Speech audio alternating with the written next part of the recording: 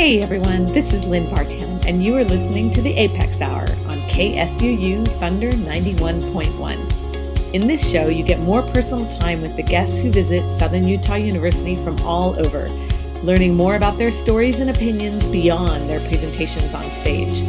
We will also give you some new music to listen to and hope to turn you on to some new sounds and new genres.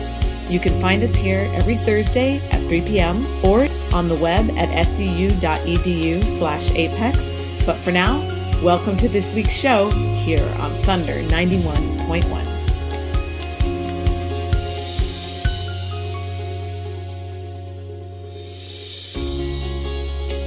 All right, well, welcome into the A.P.E.X. Hour, everyone.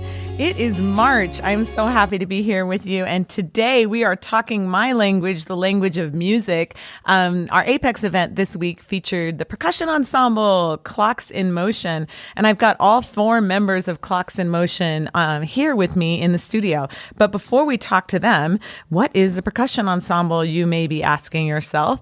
And we just did this concert this afternoon, earlier today, actually. And I'm going to play you a little sample of one of the pieces that they played, so you can check it out. So here is some of what we heard earlier.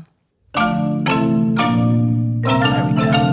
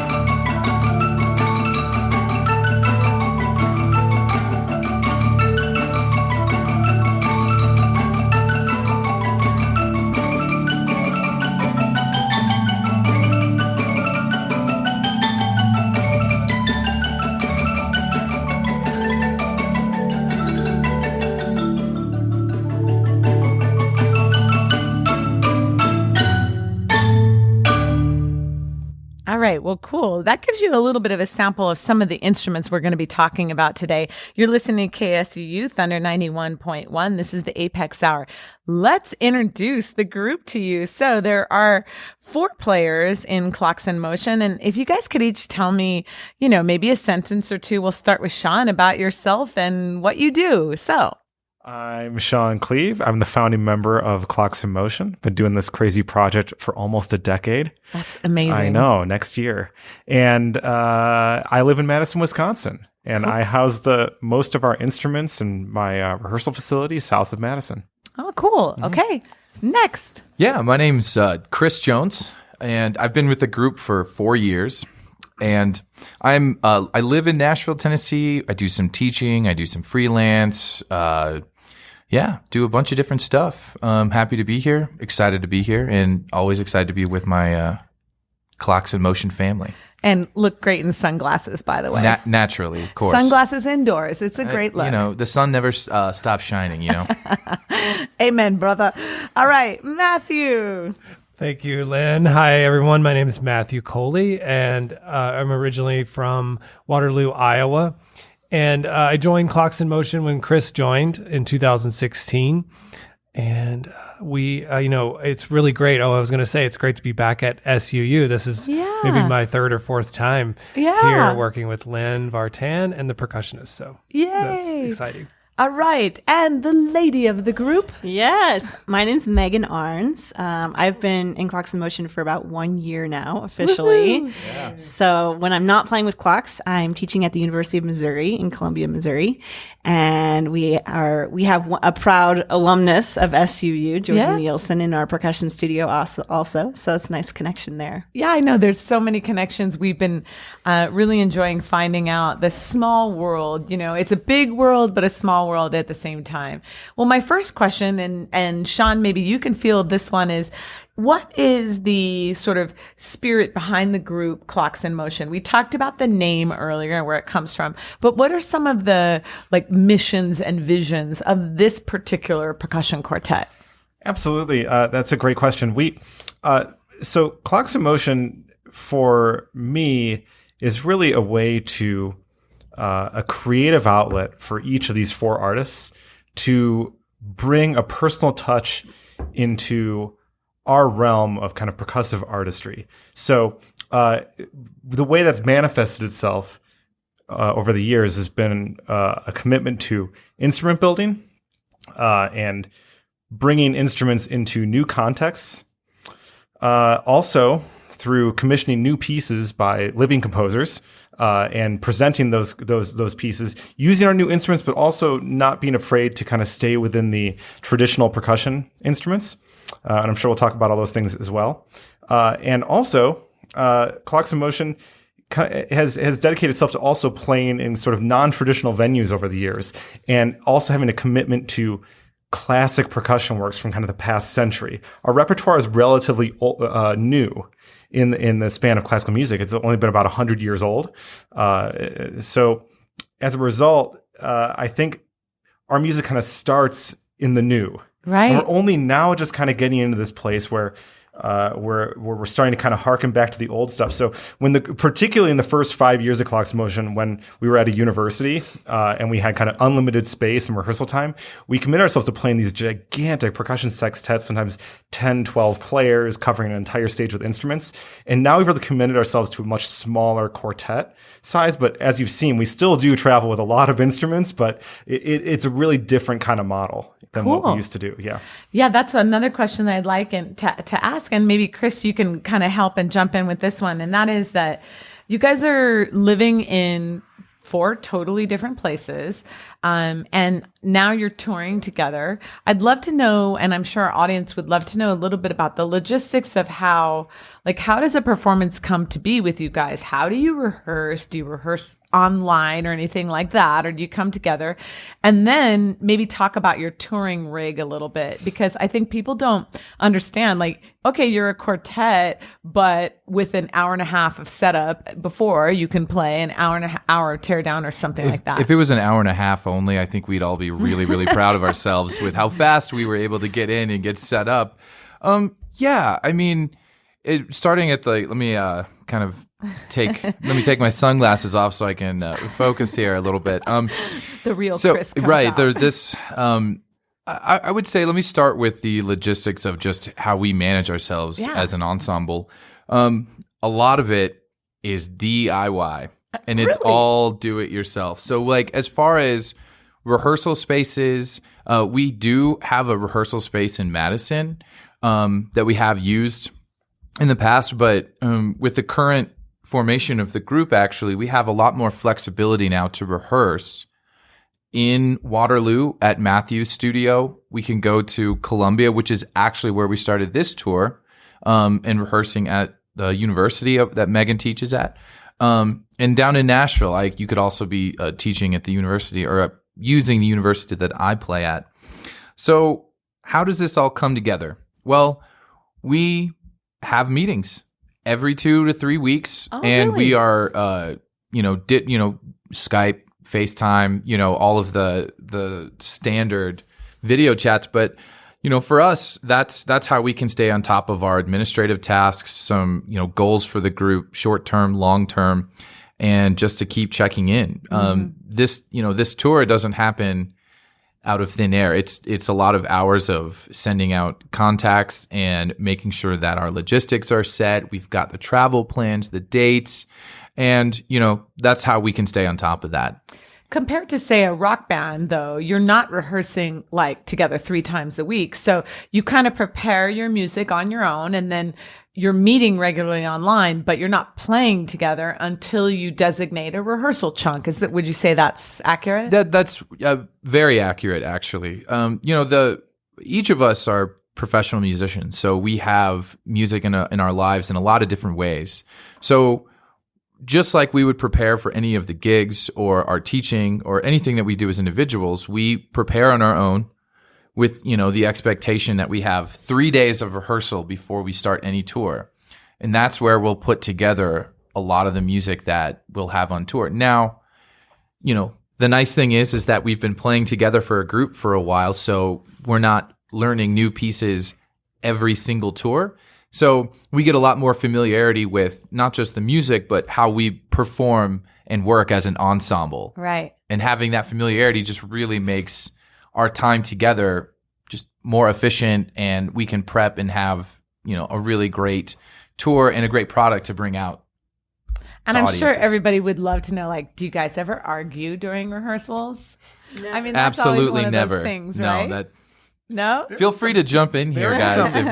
There is some gentle pushing on each other a little bit. That's a challenge. But the thing is, I think that's part of any growing pains for any group. Right.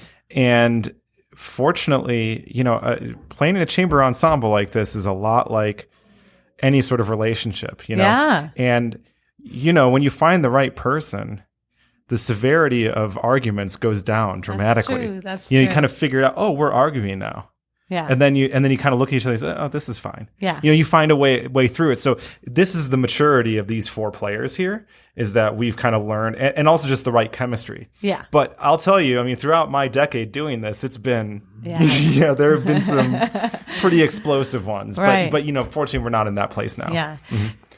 And I think since there are 4 of us, things sometimes get frustrating with logistics or a part or something. And so with there being 4 of us, I think if someone's feeling down or frustrated, we kind of use each other to help bring us up. And we are starting to know when somebody just needs space or how you can help someone kind of come out of that funk. That's what I was going to ask. Do you have sort of roles, like family type roles that you kind of fall into? One is the caregiver and the nurturer, but tends to be more than others, or one tends to be the rebellious one. I know we were joking about the soloist, that whole thing. One of you tends Matthew to be is the the diva. soloist, Matthew is the soloist.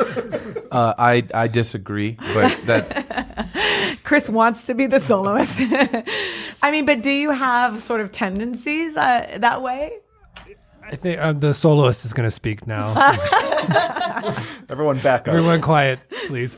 So we do kind of delineate the ranks a little bit that way, just to make it a little more effective. For example, kind of in the administrative way. Chris handles a lot of our logistical planning for the tour. Loosely, we're all kind of responsible for trying to book gigs and handle that. Sean, you deal with a lot of the music and library parts of archiving and stuff. So there are those roles, and then when we're on tour, it really is kind of split up. I don't know. I mean, I think that's pretty. But Matthew, you also handle a lot of our like recording projects and have been our audio, go-to. Yeah. Well, in addition to your soloist, that gig. keeps me really busy. But yeah, ultimately, at the end of the day, there's whatever work that needs to be done has to be done, and no one else is going to get it done except the four of us here. And sometimes, you ask for help because you're like, I'm swamped. Can someone? And I think that's probably one of my favorite things about the group is the level of support and care and love for each person. It just shows through, especially on those times when you're like, hey guys, can you help me with this? Or as Megan was referring to earlier, if we get frustrated, it's like we're learning about like space or words of encouragement or actions. Right. And that's really important. Yeah, I think that's one aspect, or a big aspect of why it works so well, is that everyone seems to be keenly aware of what's needed at the times, like what you're saying, what Megan was saying, when someone may be having a bad day or needing a little pick me up. Yeah. It's like, okay, well, we'll step in there. Or, it's time for me to drive the truck because you've been driving for 4 hours. Right. So you pull over, To the heartland. So it's just, And I think the reason some of us are laughing at this is because we all know we've all played in groups, or this group in its not so distant past has had issues of like, wow, you need to work on your social skills a little bit, and we've had all those kinds of situations, and I think what's really nice about this group now is that in the past I used to assign really like particular officer positions, like you are in charge of social media, and you're in charge of this, and you're in charge of that, and that's really convenient because then you know who to yell at when something goes wrong. But it's actually really not good, I think, for the health of the overall ensemble. So that's why we've kind of gone into this place where it's like, well, what are our responsibilities? You start thinking, it's like, oh yeah, I have done a lot of this stuff, so maybe I'm that guy. So I think we're in a more organic way of organizing it now. Cool. Well, I want to talk about instruments, and I'm going to try this clip again because one of the things that is really interesting is that you guys use a dulcimer sometimes in your concerts. And so let me see if I can get a chance for a snippet of this dulcimer so that we can hear what it sounds like.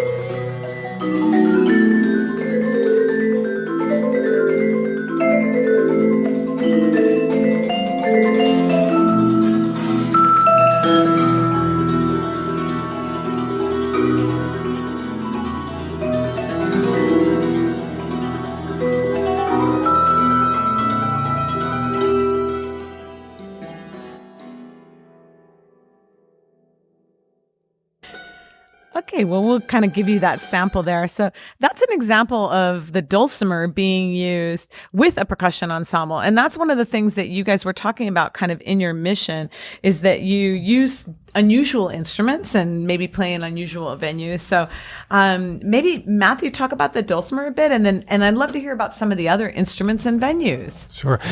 So the dulcimer you were hearing is an American Appalachian hammered dulcimer. It's an extended range instrument. So it's fully chromatic for 4 octaves, like you would if you can picture a piano keyboard. It has all those notes with less than not 7 octaves of notes, but only 4. And that is actually the piece you heard is the pure sort of way that I've always imagined being able to present the dulcimer.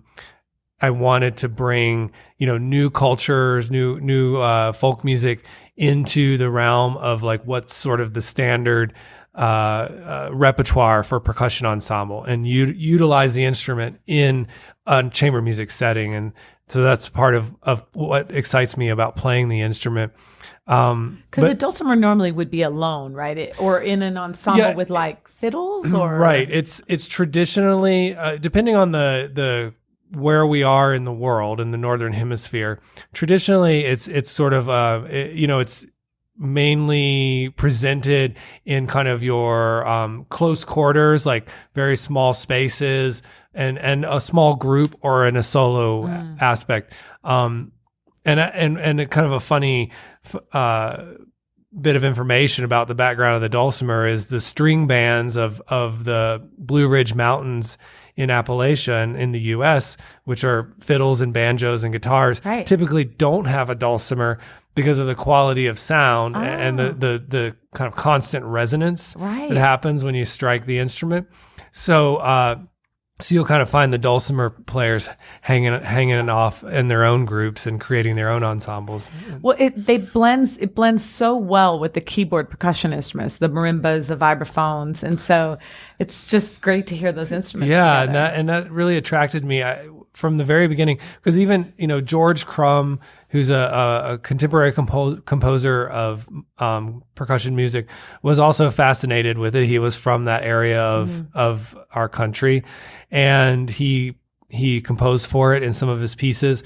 Some other composers from the 70s and 80s utilized it, and from that, and just the sound really was inspiring to me as being something that could work really well and just be kind of a fascinating addition to what we normally think of as percussion ensemble. So that's something that you've been very interested as a player. And then Megan, I know that you have a background in African music. You've studied quite a bit of African music, if I remember right. Yeah, I have. We haven't incorporated anything specific yet with the 2021 yet. But yeah, I have a study abroad trip that I take to Ghana every summer. Oh, how cool. Can I go, please? Sure. Yes, definitely. But where we study the Jil from the northern part of Ghana and southern part of Burkina Faso, and also Ewe music from the southeastern portion of Ghana. The Jil is like a keyboard instrument. And then what is the Ewe music like? Yeah, the Ewe music is mostly drumming.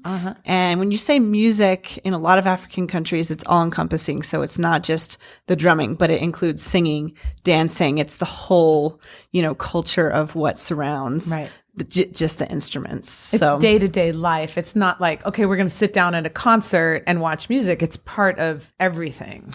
Exactly. And everyone's participating. So, there's less of a performer and an audience. It's like everyone is participating in some way.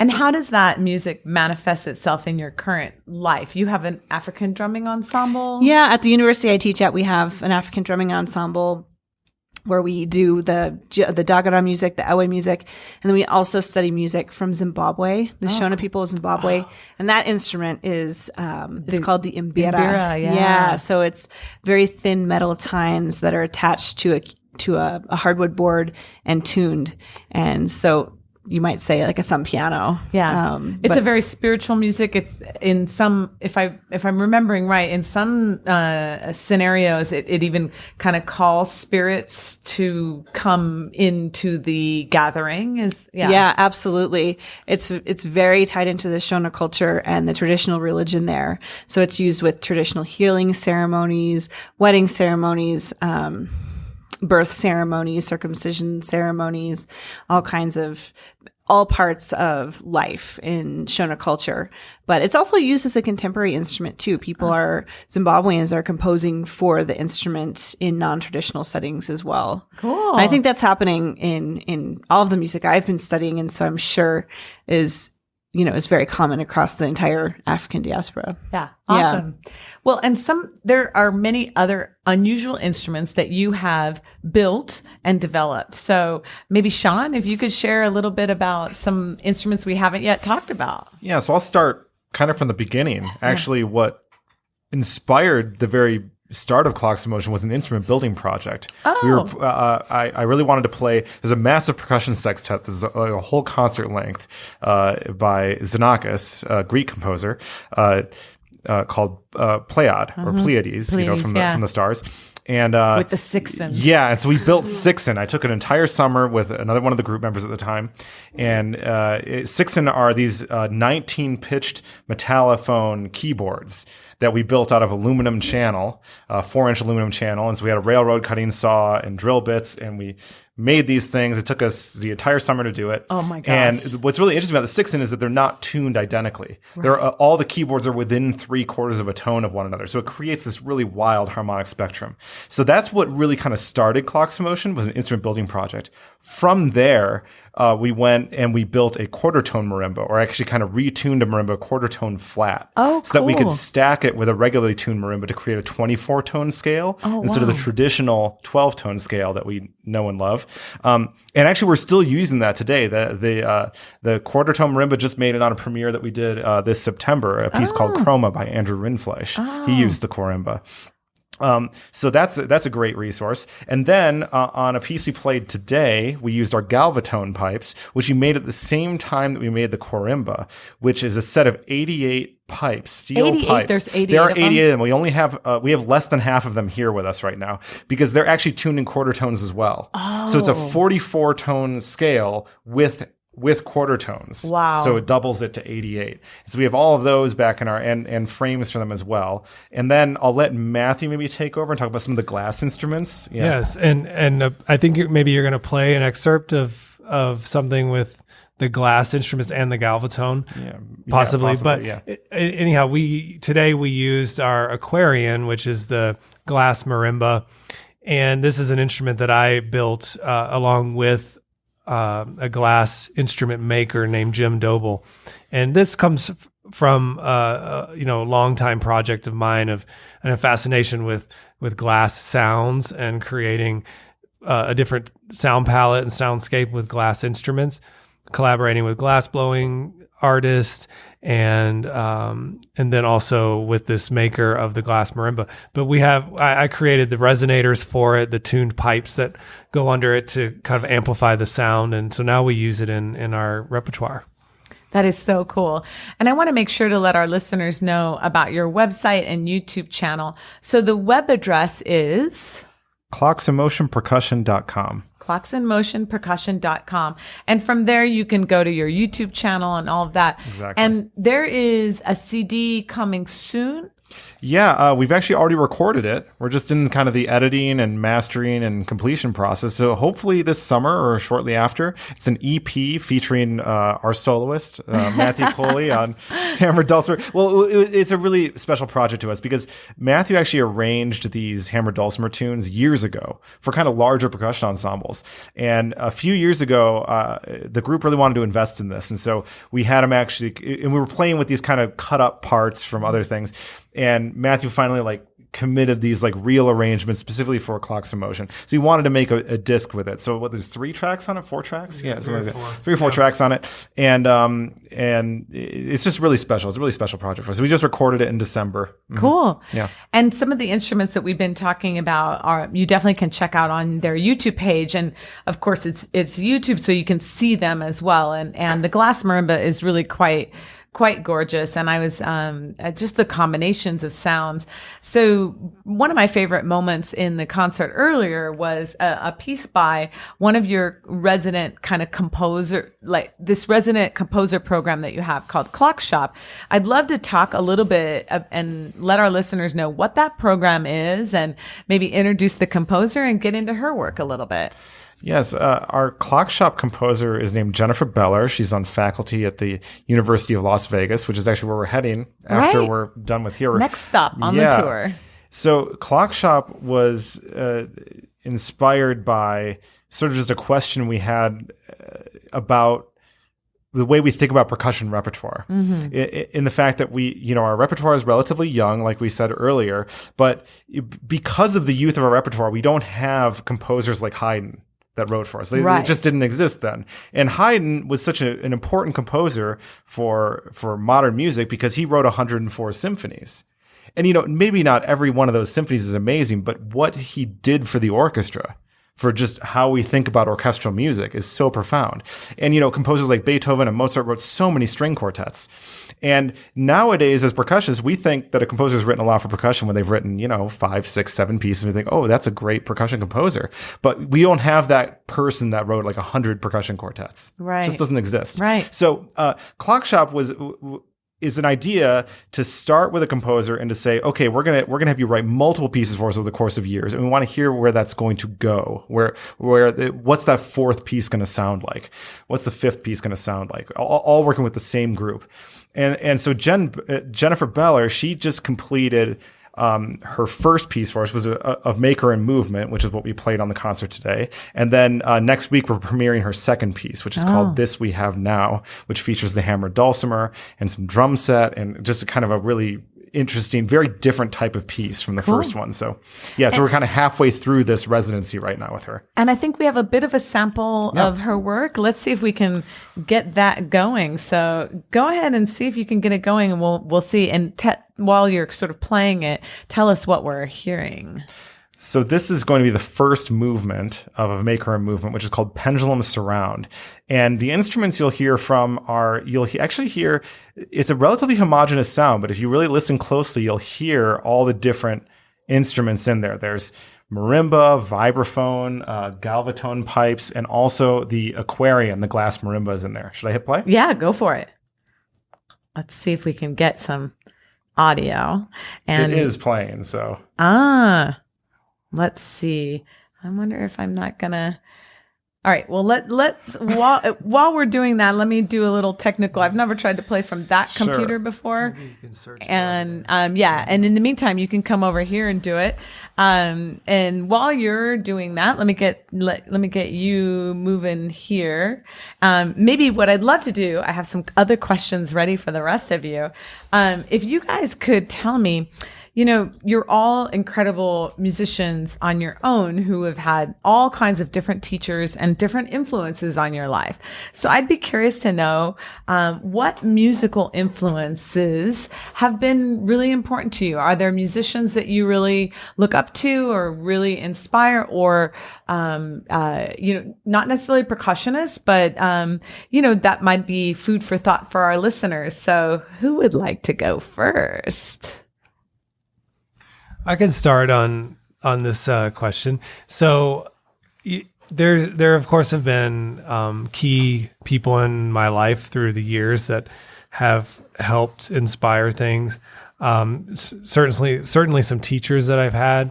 Some percussion professors like Christopher Dean and Michael Burrett and Mark Ford and all those people who are just incredibly inspiring performers and pedagogues and composers too. And that's something that was really important for me along the way was, in my day and age, back in my day, I find myself saying that too. Oh, boy. No worries.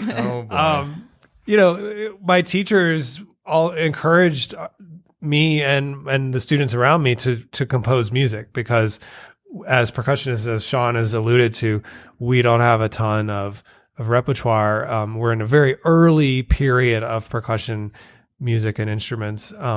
So they were also super encouraging for composing. And then some of the performers that, I'm just thinking like through some of the CDs that I would listen to, like on constant play and in my undergrad, Nancy Zeltzman, who was a marimba player, but also Keith Jarrett, who's pianist. Yeah. Mm-hmm. Love Keith Jarrett.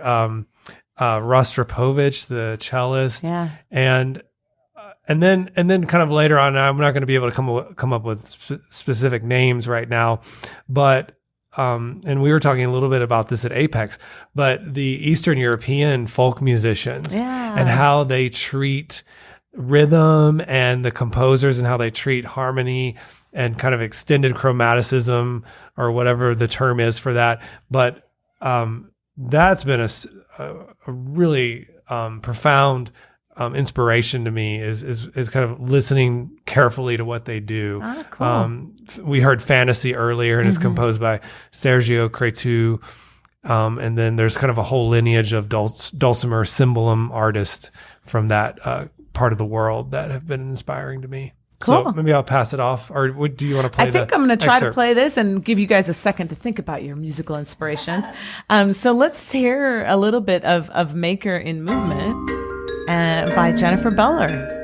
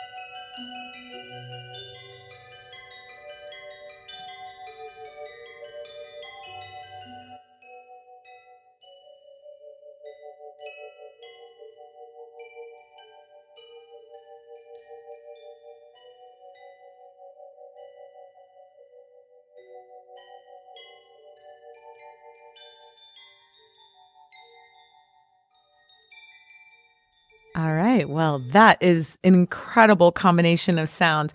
That piece is called Of Maker and Movement. The composer is Jennifer Beller, and the performers are Clocks in Motion Percussion, who are in the studio today. You are listening to KSUU Thunder 91.1. Welcome back, Clocks. Thanks, Lynn. Great to be here. you. Okay, let's get back to the serious talk. We were talking about musical inspiration. All right, Chris, go. Okay, I guess. All right, so I'll be the next person. So what inspires me musically? I kind of have, I grew up playing or singing in church choir, playing in handbell choir, middle school band, and then, changed over to percussion in middle school. And I used to listen to a lot of rock bands and jazz combos, and I really tried to get my hands on as much different kind of music as possible. And so my interests have always been varied. So I always get inspired by, right now I've been a lot more inspired by singing singer-songwriters, people like Andrew Bird. I really love the 80s. I'm a big Hall & Oates fan. No way. Oh yeah, huge Hall & Oates fan. But, also in the classical side, the wonderful thing about being in Clocks is that I'm surrounded by just a group of people who are phenomenal musicians, and each one of them I actually look up to and am inspired by. And I've told them all, individually in moments, that's part of the incredible thing about our group is I get to work and play with just phenomenal people who are also fantastic musicians. How beautiful. So you are inspired by those around you. I am. Okay, Megan, Sean, who would like to go? Sure, I'll go next. So I maybe had a little bit different musical upbringing than a lot of classical percussionists in the United States because I grew up playing in a fife and drum corps. Oh, yeah. And I wasn't playing drums. I was playing fife. Oh, no way. Yeah. I had wanted to play flute in band, and there were too many flute players. And so I ended up joining this fife and drum corps, and that ended up being my primary music education. Wow. Yeah. And eventually, they found out that I was a closet percussionist and recruited me for the drum line. But I sort of grew up in this very traditional American rudimental style. Yeah. And, whereas middle school and high school bands might go to competitions, we would go to things called musters, which were fife and drum corps from across the country would gather together at a fort and do reenactments and do performances together. We would have masked bands. So I grew up with a lot of Scottish music. We were talking about Irish music before. We would play on penny whistles at night because the fifes were too loud. So got a lot of experience with traditional Irish music that way. Oh, cool. And so I think that was a huge influence on me. I mean, obviously it affected my musical upbringing, but it also made me really interested in the way that music exists in cultures, not just on its own, but the way it exists among a group of people. And so I ended up going on to study some ethnomusicology in graduate school. And that has really, we've talked about some of my interest in African music, but that's sort of all tied into that. And then I think the other thing for me too is not really musical influence, but traveling. Yeah. I just I have the travel bug bad, and just love going new places and finding new music. So cool. Thank you. Mm-hmm. All right, Sean. Musical influences and inspiration. My musical upbringing was very serious and rigorous. I see. I come from a musical family. My mom is a professional piano teacher, and she did that since before I was born. And her father was a concert pianist and played in Carnegie Hall and Avery Fisher and did the whole touring thing, European tours. And so I grew up, I started piano lessons and violin lessons at the age of 3 and 4. And was a very serious pianist up as a high schooler. And I used to travel out to Long Island where my grandfather lived and take piano lessons with him all summer. When I got into 8th grade all the way through when I graduated high school. And so I played Chopin, I played Brahms, and I played the Grieg Piano Concerto and Beethoven 1 and all that stuff. And everything was fine. Until everything was great, everything was going swimmingly until I was a sophomore in high school, and I got a chance to play timpani in like the regional orchestra. And it was Dvorak Eighth Symphony, and I played, and I decided this is really cool, and piano isn't so cool. and when I got into my later in high school, and I was doing more piano competitions, I kind of really hated performing on stage as a pianist. I felt like I was on the spotlight. I didn't like that. I liked playing with the larger ensembles, and so I decided to major in percussion. And so I went to college and did the conservatory thing and all that. And I was really focused on getting an orchestra job. And throughout that experience, when I moved to New York for my master's degree, I really discovered my love of new music and found myself more excited to play Milton Babbitt than Brahms. That's crazy. And and it took this really wild left turn for me. And I'm the kind of person that, as a musical influences are concerned, I get really obsessed with one thing at a time. And see, I was the guy that walked around the college campus with the earbuds and listening to Schubert Lieder. Like I would listen to them on repeat, like, the 1,000 Schubert songs, just like over and over, and I listened to, the Mozart symphonies, just again and again and again. And so, and now my musical obsessions are like Animal Collective, that's awesome. Or Casey Musgraves. I really like her singing, so I'll just like listen to that again and again and again and again. And I've always been that way. And so Clocks in Motion for me is like, it was something that I kind of found during my doctorate degree, cause academia wasn't really, I thought it wasn't really where I wanted to go. And Clocks in Motion was sort of taking off in this direction. And I was like, well, this is everything I love. I get to perform at a really high level, and I still get to freelance as an orchestra musician when I want to. So, and I still get to play timpani, which is fabulous. It was always like my first love in percussion. So still get to play timpani with the Madison Symphony as a substitute. And it just gives me that it's like that bite of the cookie where you're like, oh, that's just what I needed, So I get to do it. And then the things that I really focus on are like my new music, I do a little bit of solo performing, but it's really all about clocks for me. Cool. Can I add a little thing here? Please. I thought of something that you might enjoy and connect with, Lynn. Just knowing you over the last 10, 12 years or so. I know it's been a while. That's so cool. It is. And so, I was thinking about inspirations, and later in my musical life, something that became an incredible inspiration for me are other artistic forms, and drawing from other creative people in different disciplines actually started to give me more inspiration than, listening to certain CDs and things like that. And I think maybe that's a process of being an artist as you start to branch out. But specifically for me, it was dance and working with, and just kind of learning of how choreographers create things, and they're just sort of they're unrestricted, passion and grit to go for it. Yeah. And I think maybe you connect with that a little bit because knowing your Satellite Salon series that you've done here and all the collaborations you've done. Yeah, I love dancers and choreography. Well, all art, but specifically talking about dancers. Recently, I've been so turned on by. I think her last name is pronounced Pete, Crystal Pete. This is a choreographer. Oh, her work is absolutely amazing. And so it's so musical and so new and fresh. And so, I 100% agree. Is she West Coast choreographer? I think she's from Canada. And I don't know where she currently is. She's worked with Paris. She's worked in Paris. She works all over.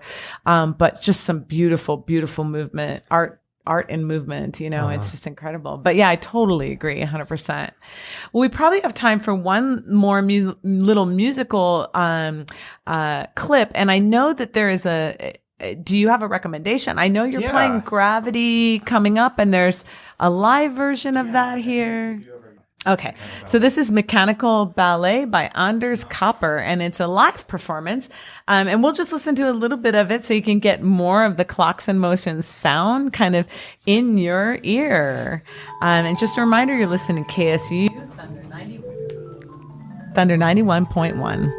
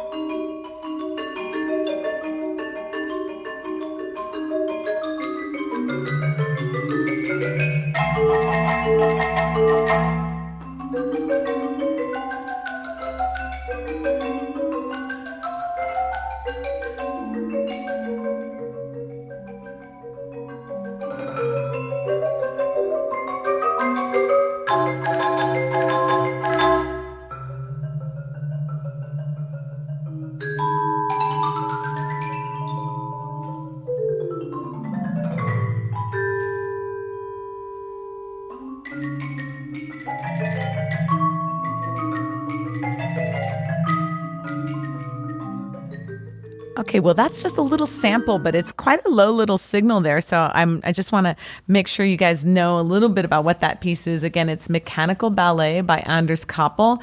The group playing is Clocks in Motion. All of these tracks, if you got your ear piqued by them and want to hear more, are either available on their YouTube or on their SoundCloud.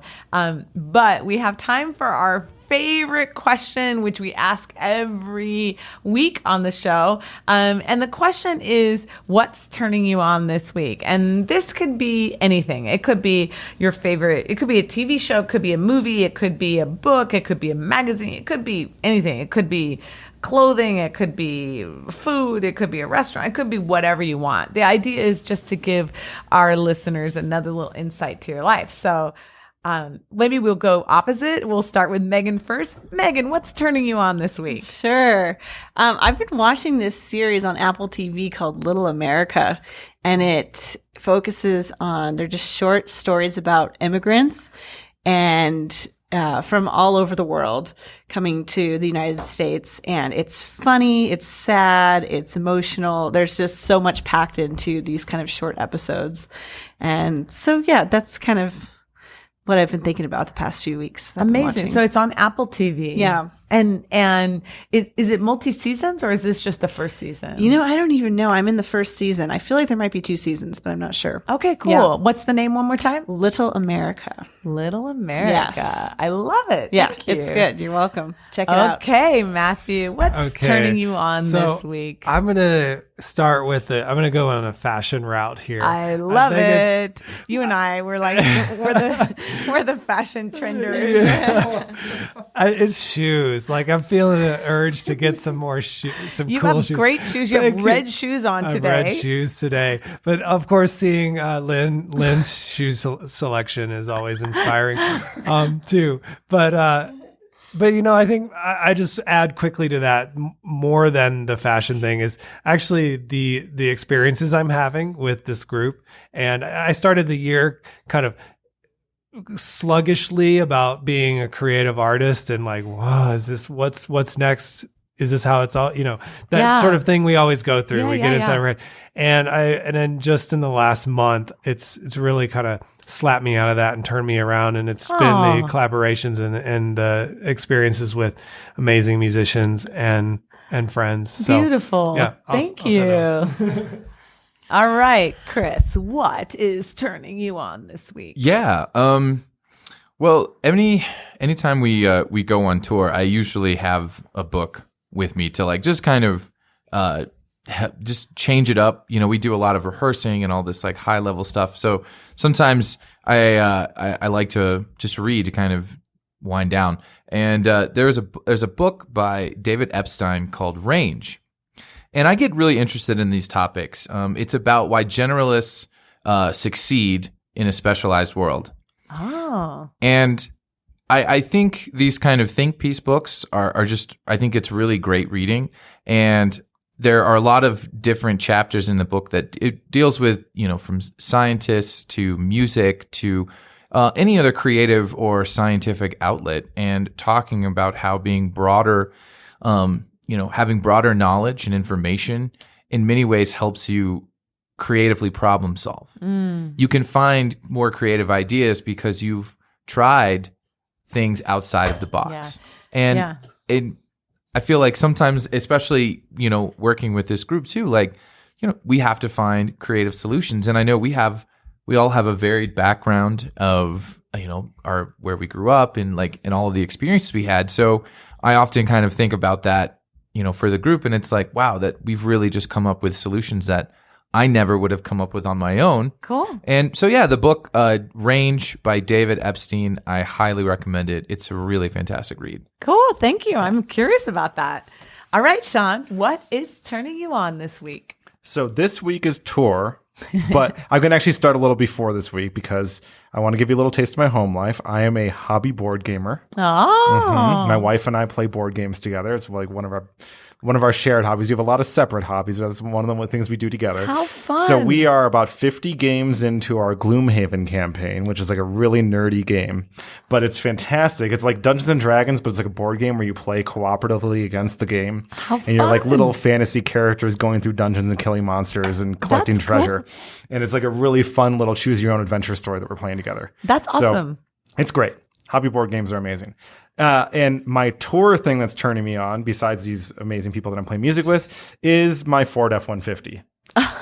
That is, we're car. driving this thing a lot of miles for this tour, and it's holding up great. And I've had a lot of different minivans and tour vehicles, but this one's the best one. Does it have a name? I'm not a name my vehicle and marimba kind of guy. Okay. I don't know. I'm weird. I like to name people, but not and animals, Yeah. but not so much. The rest like- of us. Yeah, I mean, Matthew's instruments have names, and more power to him. But I'm not the naming type. Yeah. Maybe I'll let them do it for me someday. Well, we totally ran the gamut there. Everything from shoes to TV to board games to cars to books. Well, that was awesome. Lots of inspiration for everyone. All right. Well, that's pretty much all the time that we have. And I just want to say to you guys, thank you so much for being here. Thank you, Lynn. Thanks so Lynn. much. Yeah. Yay. All right. Thanks, everyone. Have a wonderful rest of your day. Thanks so much for listening to the A.P.E.X. Hour here on KSUU Thunder 91.1. Come find us again next Thursday at 3 p.m. for more conversations with the visiting guests at Southern Utah University and new music to discover for your next playlist.